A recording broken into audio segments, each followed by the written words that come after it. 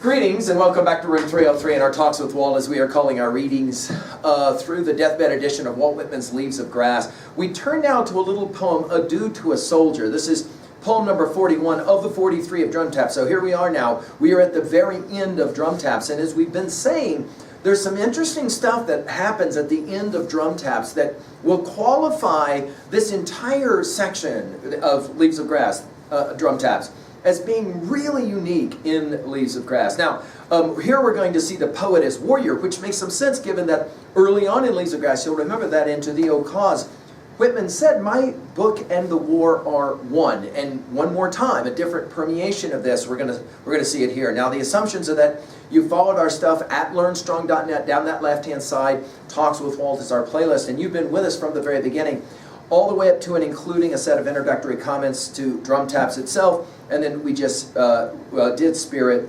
whose work. Now, our Nortons will tell us a little bit of background information on Soldier.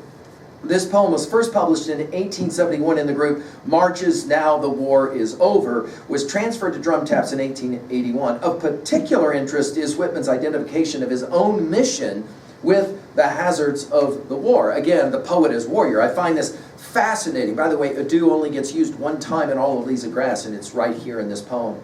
Adieu, old soldier, you of the rude campaigning which we shared, the rapid march, the life of the camp, the hot contention of opposing fronts, the long maneuver, red battles with their slaughter, the stimulus, the strong terrific game, spell of all brave and manly hearts, the trains of time, through you and like of you, all filled with war and war's expression.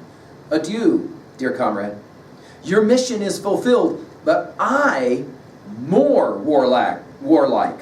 Myself and this contentious soul of mine, still on our own campaigning bound, through untried roads with ambushes opponents lined, through many a sharp defeat and many a crisis, often baffled.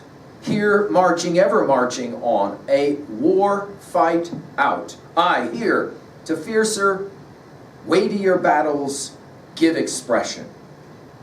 Now, I find this kind of militarism and the language of the military so powerful at the end of Drum Taps. Notice he begins by saying goodbye to the soldier. In other words, his hope is that America will never have to endure the kind of war that she has just endured in the American Civil War. Again, as I've argued, this Leaves of Grass is completely a sustained theodicy, as I've called it, trying to explain why bad things have to happen, but especially the war. And Drum Taps, sitting at the very heart of Leaves of Grass, is trying to explain why would there be a war. Well, Whitman's going to say the war is over, but not the war.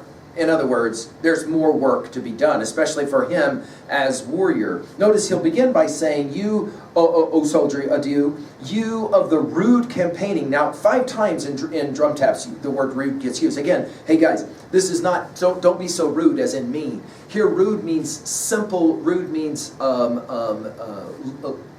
just normal in every way. The rude campaigning, in other words, the rough, we might say it that way, the rough campaigning. Notice he says, which we shared. In other words, Whitman puts himself in the war as a participant, even though, of course, he was never actually a soldier in the war, but the war affected him in the same way that it would affect soldiers. That's going to be his argument. That's going to be his view. Certainly we know that it affected his health. The rapid march, and then he just starts talking about all of the things of being a soldier. And he will say, in some strange ways, as a poet, I experienced all these things. The rapid march, the life of the camp, the hot contention of opposing fronts, the long maneuver, all of this we've seen outlined already in Drum Taps several times. Red battles, I told you guys about the use of coloration in Drum Taps. Rude battles with their slaughter.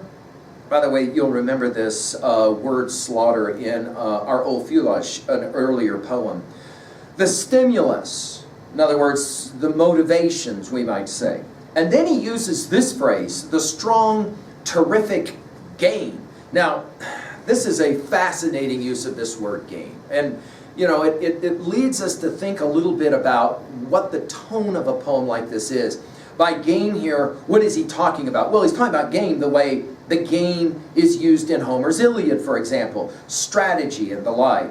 Spell is the next word, fascinating, of all brave and manly hearts. Spell here again, trying to figure out what's going on, explanations of what's happening, meaning, in other words.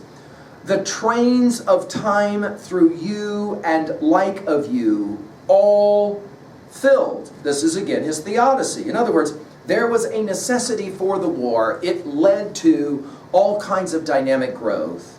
With war and war's expression. Notice the conclusion of this poem is the same word, expression. And then he says it again, only now it's dear comrade, adieu dear comrade. You'll remember this as I lay my head in your lap, oh camarero, the same use of this word. Your mission is fulfilled.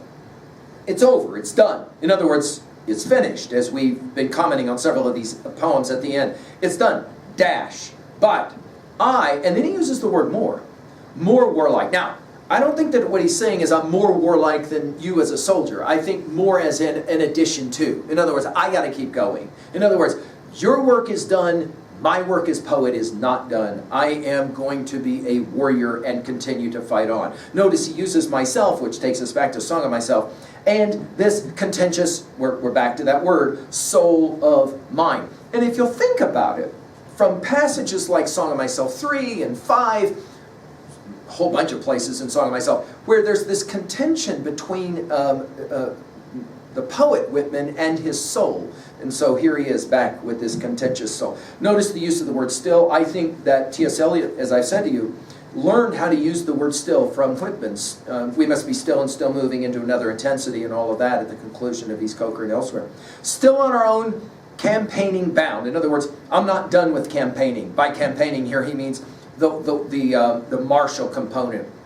Through untried roads, we think of course of Song of the Open Road, with ambushes opponents lined, right? And this, again, this idea of there's all kinds of people out there to get me. Go back and look to a certain civilian if you want to see who the opponents are that he may be thinking about. Through many a sharp defeat, sharp here meaning painful, many a crisis, notice the repetition of many, often baffled, go back to Not the Pilot to see how he uses this word baffled, here marching, ever marching on. And this is Whitman's view, as we saw in Brooklyn Ferry. This is his view of Leaves of Grass. It is the project that will keep going. And of course, for the deathbed edition of Leaves of Grass, if this is the way he's ending Drum Taps, the fair question is to ask, I wonder how he'll end Leaves of Grass. And of course, when we get there, we'll be impressed with the way that he'll do it. Ever marching on, a fight, a war fight out. In other words, the poet is always engaged in the struggle, always engaged in the conflict. A second dash, meaning you bet. Here, to fiercer, weightier battles give expression. Now, you'll remember in The Year That Trembled that from baffled we go to this idea of continued struggle. Here he's going to play the same game. Notice these words, more, fiercer, weightier. In other words, I have more work left to do. You guys have done your job. Now I'm going to continue the battle, the true battle, which is my job. It's a fascinating way to end Drum Taps. And what is the point at 2A? Well, I think he's making the argument that the greatest artists or poets are always struggling. They're always striving. They're always fighting to the very end. We think, of course, Dylan Thomas's Rage Against the Dying of the Light, a set of lines that I think Whitman would have enjoyed. At 2B, I love the word choice here, and more particularly the use of the word game. Every once in a while in these poems in Leaves of Grass, as we've been discovering, he'll use a word that just makes us go, wait, what? Game, after all you've said about Drum Taps, about the war in Drum Taps, that you would use the word game here is quite fascinating. At 3A, the idea of writing as a struggle or a fight, we've of course seen it with Shakespeare, we've seen it with Milton, we've seen it with Dante, we see it with T.S. Eliot. So here I am having 20 years largely wasted, the years of l'entretegère, trying to learn to use words, and every word, and every attempt is wholly new failure. This idea that writers and artists are struggling as in a war, as in a battle. Of course it begins with Homer and Virgil, and it just keeps going. I love it in terms of Emily Dickinson as well. She will play a very similar game. There's always a fight, there's always a struggle. Finally, at 3B, is writing, just a way to own a poem like this, is writing actually a war or a struggle for you? Do you think in those terms as an artist, as a writer, since all of you are to some degree writers and artists, right? And has your study of Leaves of Grass changed your view of the whole notion of struggle and battle? In other words, is his theodicy working in some way? It's a fascinating question. Thank you.